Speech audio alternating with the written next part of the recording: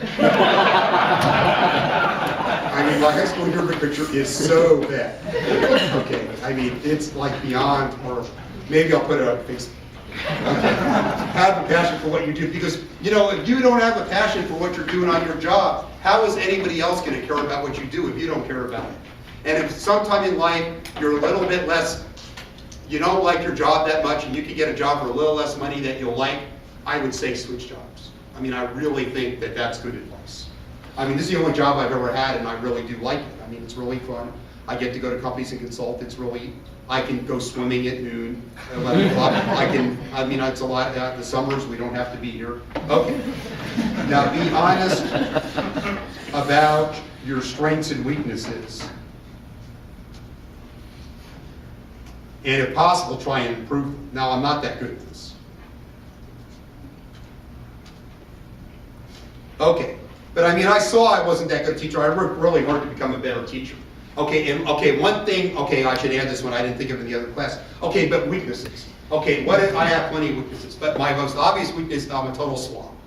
Okay, you've been to my office, that even doesn't do it justice. I mean, honestly, my car's not much better, and my wife every day, she's so nice, she doesn't tell me every day, you're a total slob. She's given up trying to fix it. Okay, when we came for the Super Bowl party, it was only clean because she cleaned stuff up, and the cleaners came the day before. I mean, basically, I mean, I try, but I mean, I'm just not good at cleaning stuff. So that's a weakness I should work on, but to be honest, I've given up. But on your but if you have a weakness that's hurting you, luckily, being a professor, it doesn't matter. If I had any other job, like being a professor, being a slob is almost like a badge of honor. Okay, it doesn't really mess you up that bad. Okay, but if you have weaknesses that are affecting your personal life or your basically your professional life, you have to try and do something about it. Maybe sometimes you need other people to help you, but I mean, I really think you have to go with those things. Okay.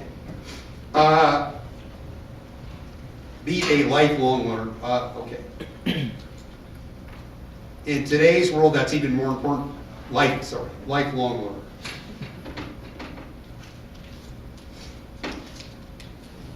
Okay, and I think this is part of why I'm a slob. I have all these books. I buy the one click on Amazon. I think I have 5 books coming to the house. Okay, so my wife says, we need another bookcase. I said, I know we need another bookcase. So we throw it in the basement. I put the books there. And one day I'll have time to read all of these. But I am amazed, the people I know in other schools who teach what I teach, they teach it the same way they taught it 15 years ago. Because they don't keep up on stuff. So I always read new books on finance, marketing, and see what I can incorporate in your class. And I mean, I've always, from the time I've been in high school, liked to read books. And so basically, I learned an awful lot from that. And I think you guys will have to be lifelong learners.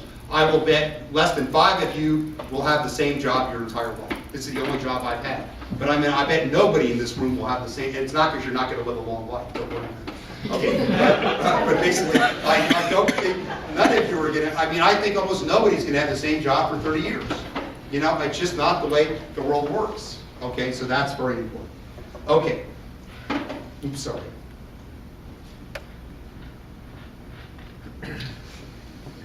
So, okay. Read business magazines. Again, I told you in class, I love The Economist. If you want to keep up with a balanced view of the world, then you could read The Economist. Now, if you want to keep up with a conservative view of the world, read the Wall Street Journal. A liberal view of the world, read the New York Times. But if you want to like read something that tries to tell you both sides of the issue and let you decide and keep you up intelligently on new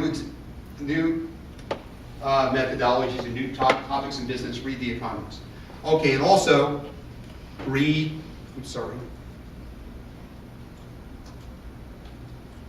and the best business books. Okay, now, again, I mentioned read the Steve Jobs book. I think that's a good book. But if you read the reviews in The Economist, the reviews every day in the Wall Street Journal, you'll see there's a business book that strikes your fancy. Okay, now, one book I've been reading lately I think is terrific. I'm not done with it yet, but... Now, this isn't about John Lennon. Now, probably John Lennon, I think John Lennon's going on tour with Paul McCartney, like Tupac's going on tour with Dr. Dre. You know what I'm talking about. But my daughter actually went to Coachella and saw Dr. Dre. I was going to say live, but I guess it was good. I'm not sure. Okay, but basically, you should look at that video of Dr. Dre. It's amazing what they did. But John Lennon supposedly is going to go on tour. This is going to be the new fad, these holograms of dead people. And I think we're going to get sick of this really fast. But what's the book Imagine about? Anybody know? It's not imagine all the people living for today, whatever. It's about creativity. It's by a guy named Jonah Lear, but it's really good on how to be creative. And I think whatever your job is, you want to be creative. And there's a lot of science on this, like he mentions, like you get a lot of good ideas in the shower because a warm shower stimulates the part of your brain that's needed for creativity. They actually know what parts of the brain work on creativity. Okay, and then he has an example of how Bob Dylan came up with lyrics when he was ready to quit composing. There's an example on how the cellist Yo-Ma, is that how you say his name? Yeah, is it Yo-Yo Ma or what? Yeah, okay. How he gets ready for a performance and can play notes nobody ever plays. One big brief tidbit from that book is, if you want to make people creative, the wall should be blue. Now, why is that? The wall should be blue because it makes you think of blue sky in the ocean. And when you're thinking, like you walk on the beach, you'll be fairly creative. So maybe the best idea I ever had was for our basketball rating system. So we saw I went to see a Maverick game, Mark Cuban was there, he said, do you have an idea to make the Mavericks better? And I had no idea at that time.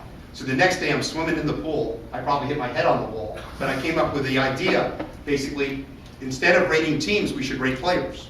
The way I know how my friend rated teams. So I said, Jeff, we should be rating players, and we've done really well with that. I mean, we sold it to the Mavericks, we sold it to the Knicks. I have another team interested in it, and that will get into one of my next rules here.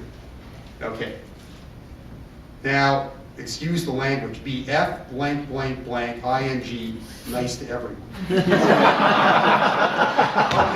Now, where does that one? Now, that's a direct quote from a work of art. What is it from? Anybody know? Book of Mormon. How many people listen to the Book of Mormon soundtrack? You should definitely go see the Book of Mormon. It's fantastic. Now, I mean, some people, and I don't think it's anti-Mormon. I think some people might think it is. But basically, it's wonderful. I mean, I can't wait to go to New York and pay scalpers prices to see it. But there's a line there, be blank, BF blank, blank, blank, nice to everyone. Now, basically, I'm not sure you want to carry this to its conclusion, but I mean, being nice to people can pay off in the future. So here's my example. Okay, so this guy who now owns another NBA team, he was going to buy the New Jersey Nets. And so he said he was going to hire us. He wanted an exclusive contract. He was going to pay us double or triple of what we got. We were excited. So we go to present to him, and the other people are going to buy the team, and they love it, and they actually make decisions based on it, our rules. They actually cut a player based on what we said. Okay, so I think this is great. So then we never hear from them for a month or two. Then I read they're not buying the team. They're backing out because of some NBA bylaw. He never told us. I mean, he was a blank, blank, H-O-L-E to us. Okay, I mean, he was terrible to us. So I bit my tongue. I mean, I was going to say, you're a jerk. You shouldn't treat people like this. I mean, you should have just said, hey, Wayne, we're not going to buy your system because I'm not buying the team. That would have been fine. I mean, that would have taken, so I found out on the internet he wasn't buying the team. So I mean, I held my tongue on this guy, I mean, mainly because I knew he's an important guy. Okay, but basically, so now he owns another team, and he calls me up last week and says, boy, I loved your stuff. We definitely want to use, almost definitely want to use your stuff for our team. I want you to tutor me on basically how math and sports works. And I said, I can't till I'm done grading K5 and 7. Okay, so in May I'm going to be on a couple hours on the phone with this guy who, believe me, he's worth a couple $100 million. I mean, at least he's worth that much. Okay, and basically he's really excited about, he may give us an exclusive double or triple what we make, although I like working for the Knicks and Mavericks. But I mean, if I had told him to go where he deserved to go, I mean, I don't think he ever would have called me up. Okay, I mean, I may be wrong on that. But I mean, you don't want to let, the next rule sort of contradicts this. Don't let people push you around. And this is a fine line. And if it's your boss, I mean, it's like my daughter gets a lot of stuff dumped on her at her job because she's really pretty good at her job. But then sometimes you just have to say, I can't do more than 70 hours a week of work or something like that. But you have to decide, it's a delicate line if people are pushing you around or, I mean, just giving you stuff that's their normal prerogative to give you stuff like that. Okay, so couple more here. Do not neglect your family. And honestly, I've probably been guilty of this more than I should have. Too much work. Okay, now my philosophy on this is, okay, if you're on your deathbed, and I think you're on your deathbed, I'm a morbid person sometimes, but when you die, will you be thinking on your deathbed, I wish I'd worked one day more? Steve Jobs, I mean, again, that biography, everybody should read it, but he was really lousy to his family.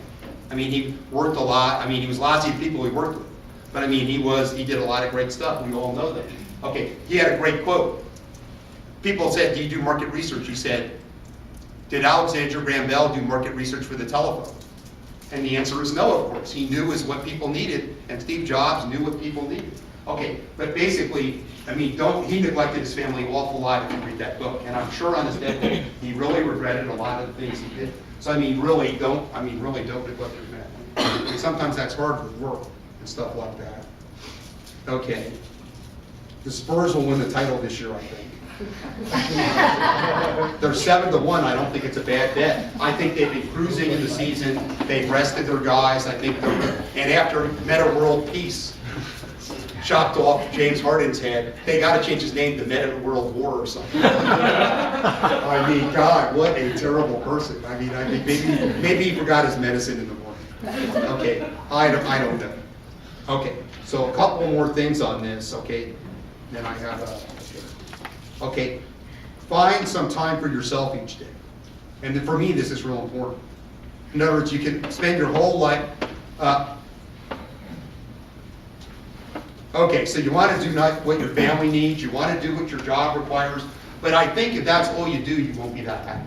I mean, everybody has something they like to do that probably doesn't involve other people. Like I like to go swimming every day. I do it with a group of people. So there's no office hours ever between 11 and 12 if I can help it, because I go to the pool and I work out with my group. Now I have K507 Monday and Wednesday, so I went swimming at 6 in the morning before class. Okay, but I mean, find some time for yourself every day. I think you'll be a much happier person. Everybody has something they like to do, and I would really make sure that you keep doing that. And here's a song line. Anybody know where this is from? Can't please everyone, you might as well just please yourself. And that's not quite what I'm saying, but that's a famous song line. Ricky Nelson from Garden Party.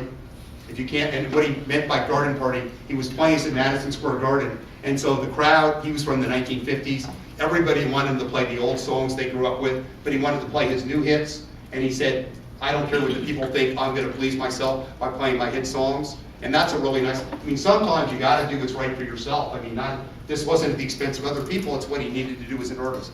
Unfortunately, he freebased on cocaine and died in a plane. True story. I'm in a bad.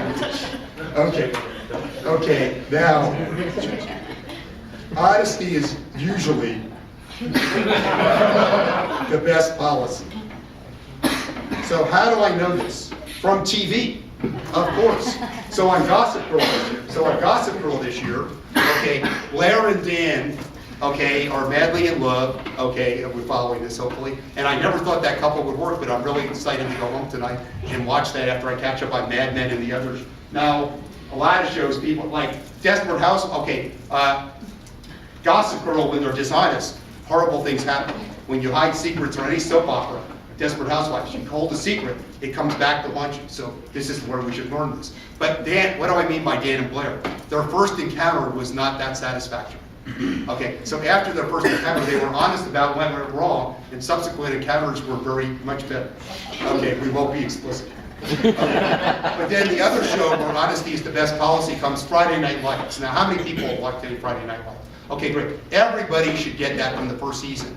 And you will learn more about life. There's that book, All I Ever Learned About Life I Learned in Kindergarten. All I Need to Know About Life I Learned in Kindergarten. I'd say all I need to know about life I learned from Gossip Girl and Friday Night Lights. Not quite. But American Friday Night Lights is the best portrait of marriage in the history of TV. Like Modern Family, they're always caricatures. Married with Children, give me a break, don't end up like that. Okay, but basically Tammy and the coach,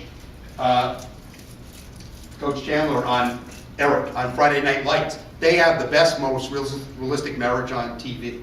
And the coach screws up a lot because of his love for her, he'll admit that and he'll fix things. The last episode was a perfect example of that. She screws up every once in a while, but she's the one who gives the most, and he realizes that.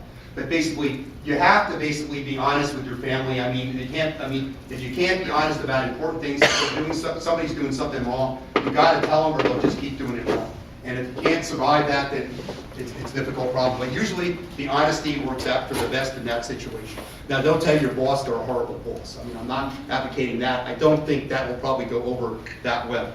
Okay, so we're almost done here. We have 2 minutes left. Okay, so Dan Smith is a great dean. He'll give the speech at your graduation, and I'll be there to watch that. And every year he changes the speech a little bit, but to be honest, it's pretty much the same speech. It's It's okay, but he does change it. But our previous dean never changed his speech. He didn't change one word. Okay, but actually, now that I go back and think about it, it was really a good speech. But after hearing it 5 or 6 times, I really wanted to change. But now that I think about it, the best, if you had to give, what's the best advice you could give somebody in 2 words? And I think this is it. Be missed. In other words, that means wherever you go, you should be missed. So in other words, I hope when I leave Indiana, people will miss me and think I did a good job here. When you guys leave here, I think, hopefully, I'll miss you and remember you, maybe because of something stupid you did, but maybe because of something really good you did. But like when you have your next job, if you leave that job to go to another job, hopefully they'll miss you.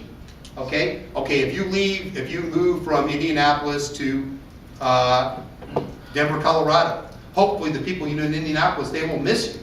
Okay? And because if you leave and you're never missed, you really haven't been that great a person. I mean, honestly.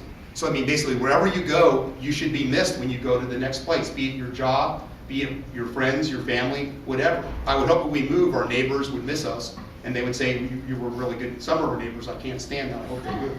Okay, and actually, they are good, thank God. Okay, there's one set of neighbors, which is by far the best neighbors I've ever had. I mean, we've never had neighbors this nice. And basically, I mean, if they moved, we would really miss them. Okay, so I think I'm over on the time there. But hopefully that gives you some things to think about there. But I mean, best luck to everybody. And again, one thing I mentioned to the other class, I think is about the best thing about this program. Again, you learn from you guys as much as you learn from us. I mean, not always do you understand what I say, I think. And then basically, you would learn a lot from the people in the class. And I think if you went to another school, that wouldn't happen near as much. I think you guys can think back. Really, one of the best things about here is how much the other people in your cohort, in your class, during the core, I'm sure you all helped each other out when people were having trouble. Because there's no way with all we have in the core, people could assimilate it all.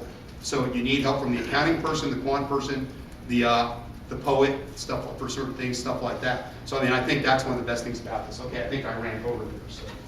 Okay, that's it.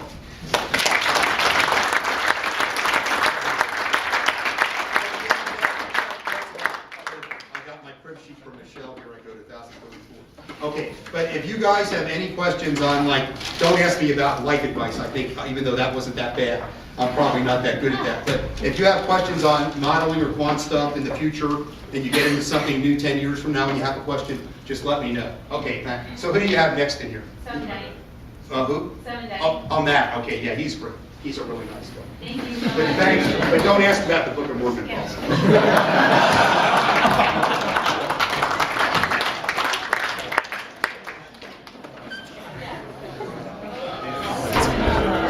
Patrick, first question. How are you? How's it going? Great, man. Is it Seminal? Okay, thanks. Can we take a photo?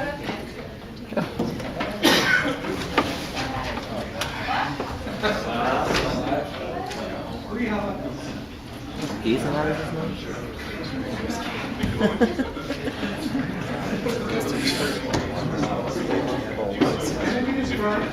Yeah. Grab this one. It's all yours.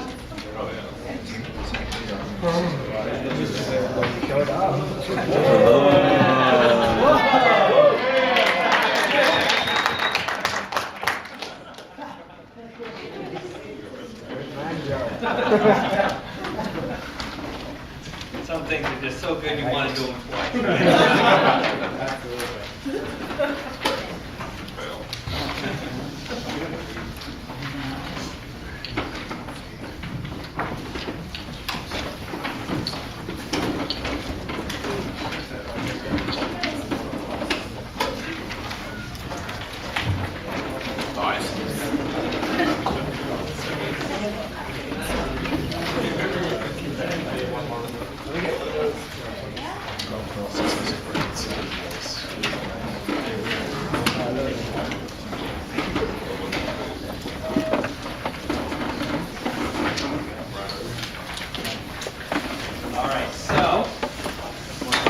Months ago, I walked into this room with Phil Powell and Arlen, and I put a slide up on the projector, and I have candy. This is with prizes.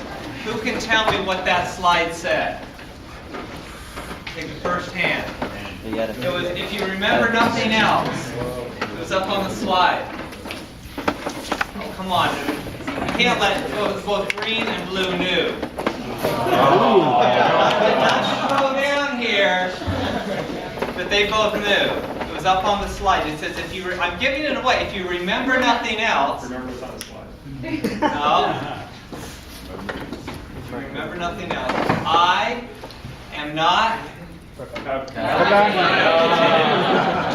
am not Kyle Channing. So I just want you to, if you remember nothing else from your 20 months here at Kelley, I am not Kyle Channing. So hopefully that alone is set up in your mind. So 20 months ago, walked in here. 20 months ago, you guys made a decision to come to Kelley. Okay? And I want you to look around the room. You can't look across the other cohorts, green and blue. But I want you to look around the room and think about all that has transpired in those 20 months. All the meetings, all the study groups, the projects, how many thousand PowerPoint presentations you've prepared, Excel spreadsheets, how many emails you sent and received. Now it's really starting to sound bad. No, but look around the room. How much pizza you consumed. Look around the room. Think about that. 20 months ago. Got that image, that kind of rounded vision thing. And then, now hold that in your mind. I want you to think about this. Think back, dial it back, and think about it never happening. So 20 months ago, you didn't decide to come to Kelley. You decided to stay on the trajectory where you were. You were working at a company, you were doing whatever. You didn't come to Kelley. You stayed on that. And think about those two worlds. Think about those two worlds. Where you are right now. Because, you know, I call that the George Bailey from It's a Wonderful Life. You know, to think about what would have happened had you not made that decision. Because you hit certain inflection points in your life and you head down certain paths, certain trajectories, and they fundamentally change your life. So 20 months ago. The reason why that's important, or the reason why I think it's important to think about that. So this year I hit the turn. 2 weeks ago, I hit the turn. Okay. I'm now 43. No, I don't look a day over 42. But I'm now 43, which means actuarially, there's more life in the rearview mirror than there is ahead, right? And that makes you think about a lot of things. Makes you think about how things work in life and all of that. And when you boil it down, when you really boil it down here in life, we've got two things. We've got two things. We've got time, and we've got choice. Time, that one's, again, you guys are all young, vibrant. You go out there. I spent the whole weekend on ibuprofen from the pain in my hips, from the little 500. It just aching. I was at a soccer game and I'm walking around like this, and they're like, "What's the matter?" You don't want to know. Anyway, you guys have got so much life, but time is a finite resource. It's a finite resource we have. And choice. We have choice. And it's interesting because they've done some research on making decisions, and they've actually found that the more decisions you make, the worse the decisions are. And you think, anybody that's had, go out and prepare for a wedding knows what I'm talking about, right? They ask you the first question, do you want this setting or that setting? Well, I'll take this one. Do you want this or do you want that? By the time they get to about the 15th decision, what do you say? I just don't care. I don't care. And once all the expensive stuff, they save it for the end. Because they're in the driver's seat. They're in the driver's seat because you've hit decision overload. Decision overload. It's a precious, precious resource. Again, the choices we make will determine how we use our time. How we use our time. And that's important. That's important because right now we're spending this moment together. You guys are going to breeze through your finals, right? You got a couple of papers to write, details, you know. And then 2 weeks, we're going to be over there and have graduation. We'll all be dressed in funny robes and things. And then, poof, we all scatter. Well, we stay here. You guys all scatter. You guys all scatter, right? And life will happen. You know, there babies will be born. You know, marriages, partners. You know, life experiences.